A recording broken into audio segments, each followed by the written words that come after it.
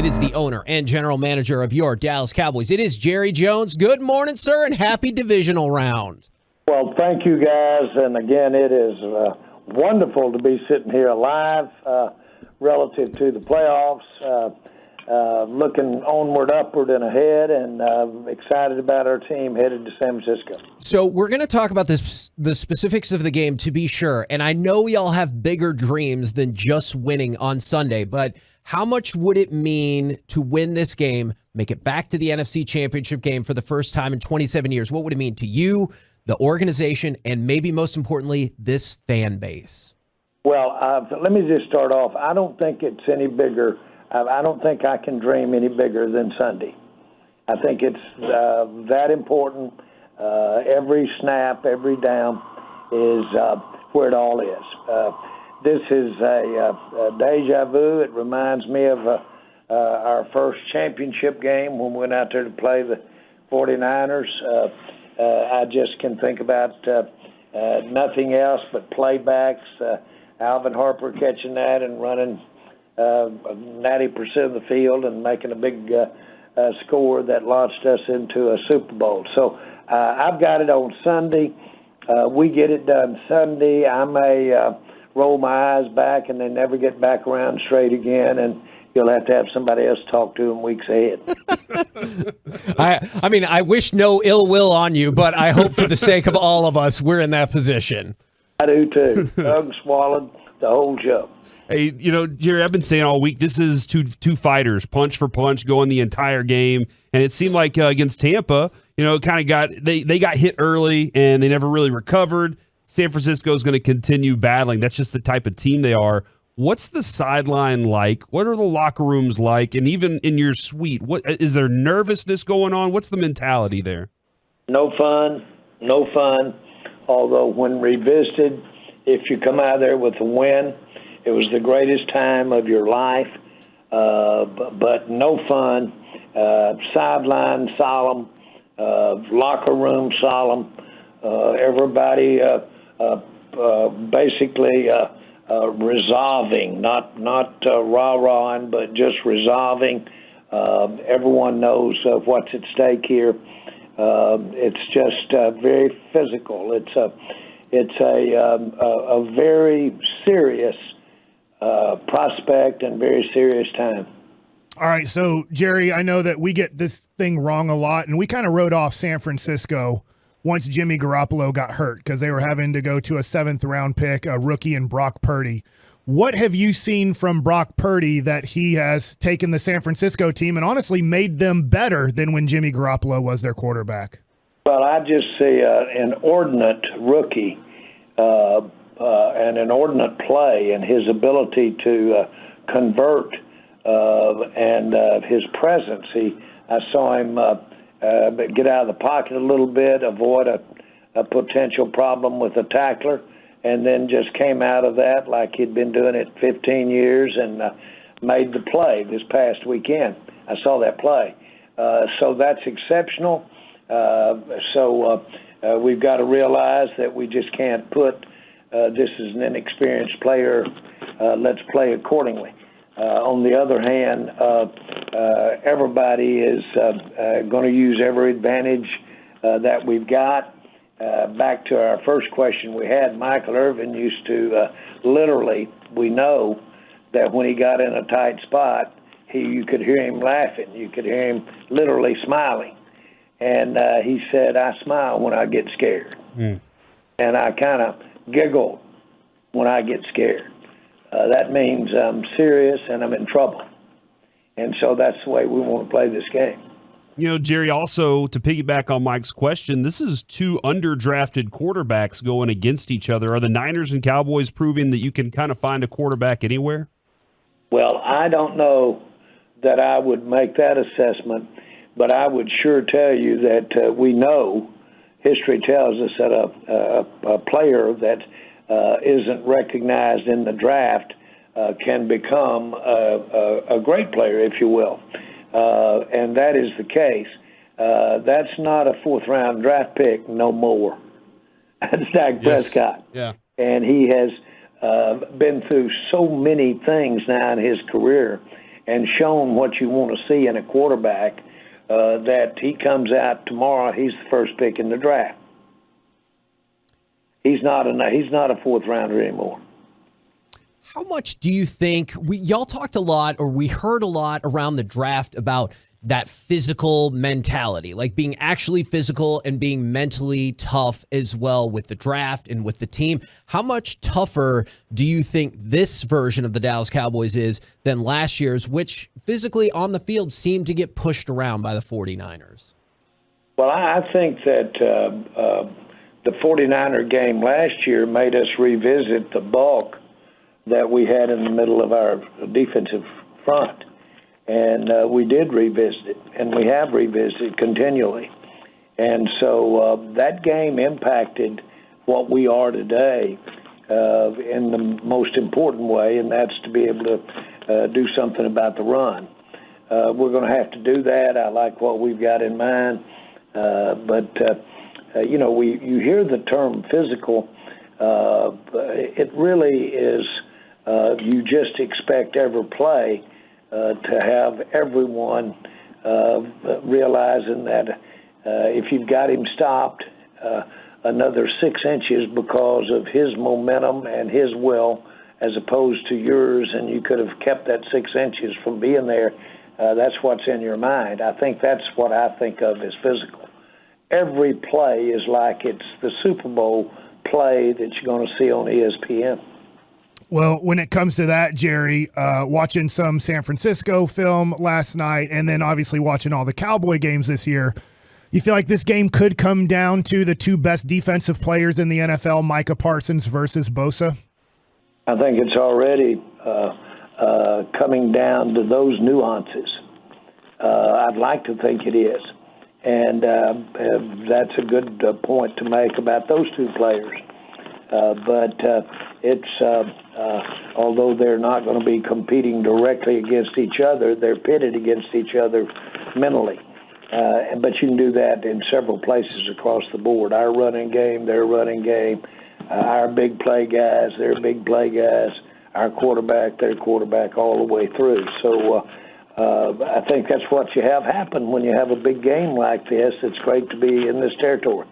I don't think Micah Parsons needs any motivation, but just in case you're looking to fire him up, just make sure you tell him that Nick Bosa is going to win Defensive Player of the Year and he's going to finish second, and so we can unleash hell on them on Sunday. I'll tell you what,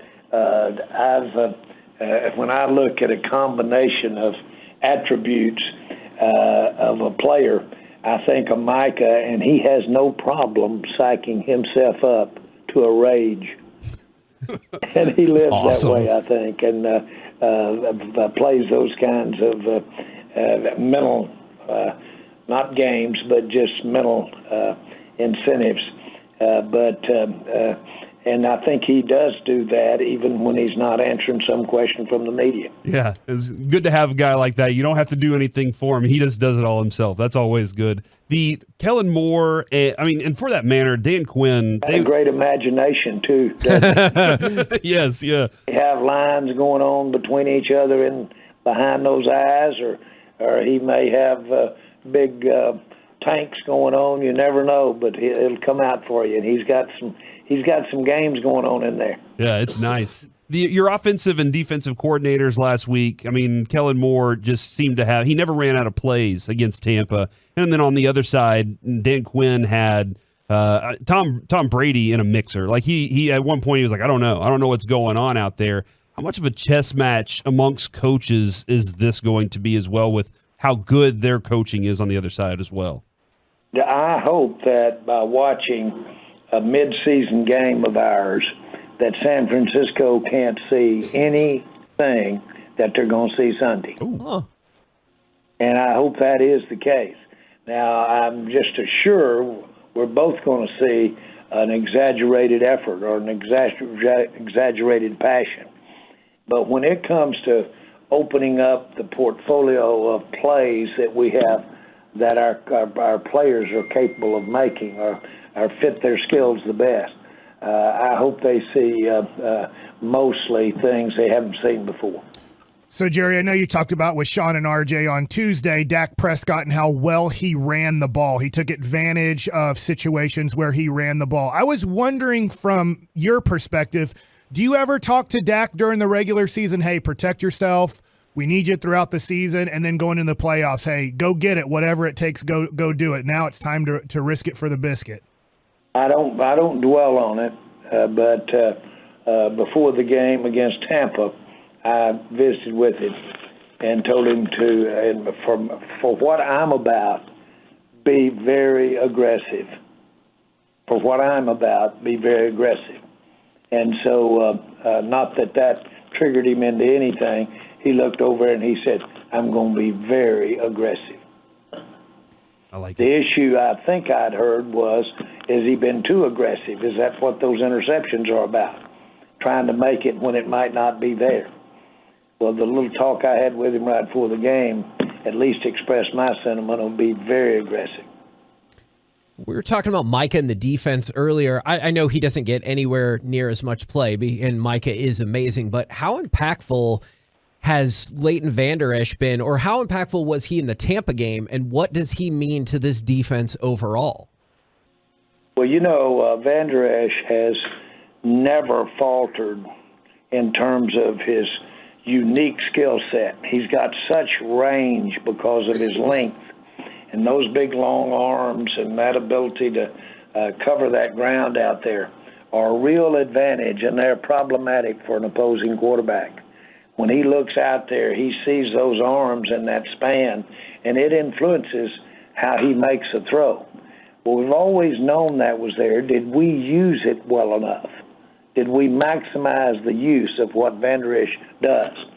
Well, because of the neck injury that he had 3 years ago, then that might have been a little late in coming.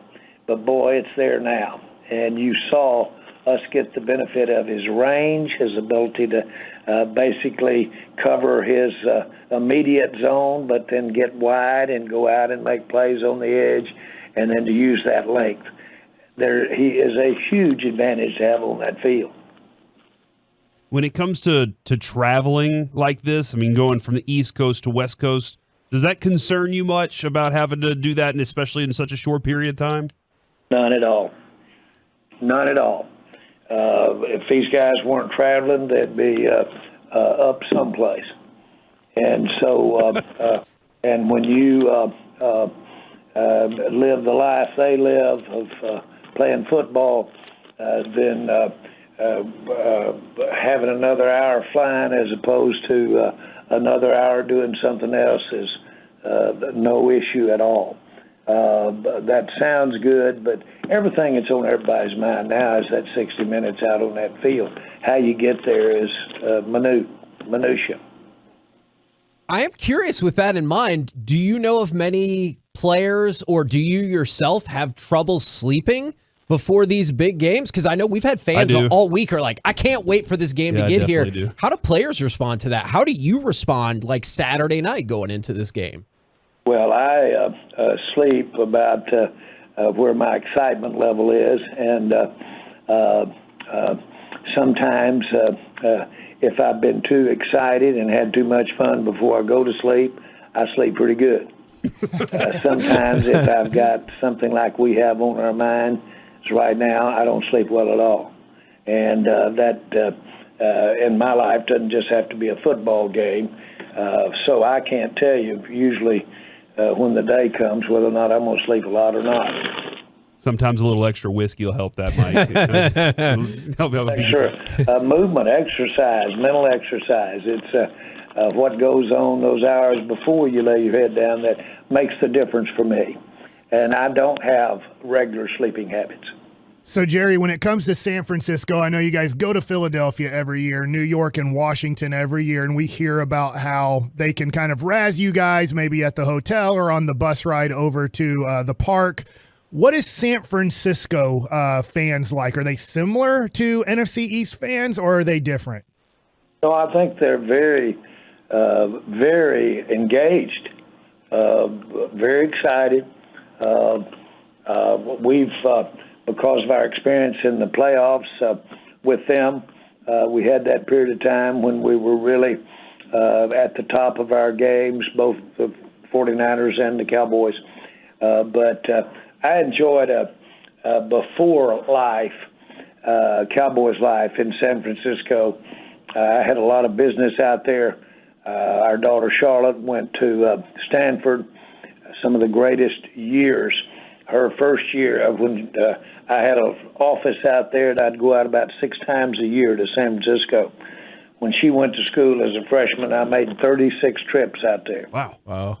I put an office in Palo Alto, a little office, and Jean went to class with her. We were worried about our little daughter out there in that rough Northern California life, so to speak. But the point is, we've had some great years out there, and that was followed up. When Charlotte was a freshman, they had the first Super Bowl, and they moved it over to the Stanford campus. And so as a freshman, I had about 3 tickets to get into all the events right there on the campus, all of O.J. Simpson, everybody with all the networks.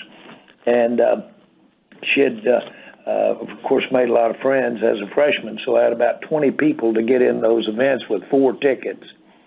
That's when I won the Player of the Year for crashing gates. And we were throwing little Jerry. Jerry was about 11, 12 years old, and we were throwing him over 15-foot fences. Oh, my goodness. And grab him, and he'd be like Oliver Twist coming out of there with him having him by the nape of the neck. But we just kept going. We got everybody in all those parties out there, and that was before we even knew how to spell NFL. Please, sir, may I have some more? But Jerry, our daughter is going to college next year, and what you just said, I would love to do as a father and visit her a lot, and I would have a blast doing it. But I don't know if my daughter would like me going to college so much when she's a freshman. Did Charlotte appreciate you being there, or was she like, Dad, you got to let me grow up? That is the point. She had deference. She tolerated us during that time. But she would go on spring break, and I wanted to just be there. And so that was me out there early in the morning fixing those towels at wherever she had gone on spring break with 4 or 5 other girls. That was me out there fixing their places to sit by the pool and keeping those so that others wouldn't take them up before they got up. Absolutely amazing story right there. Jerry, there's a lot for us. We've been discussing a lot of nostalgia this week as we go up against San Francisco, and I know for you there's a lot going on there. I was kind of curious. Aside from Michael Irvin, all right, Michael Irvin's a very easy pick for this. If you were going to take one of those Cowboys from the Super Bowl team, that first Super Bowl team, and have them tell a story to this team about being an underdog, going into Candlestick, who do you want to tell the story from that perspective? I'd like for, other than Michael, I'd like for Troy. I think Troy has a good view, a different view than a Mark Tuinei might have had, but one that I would love for our fans to hear.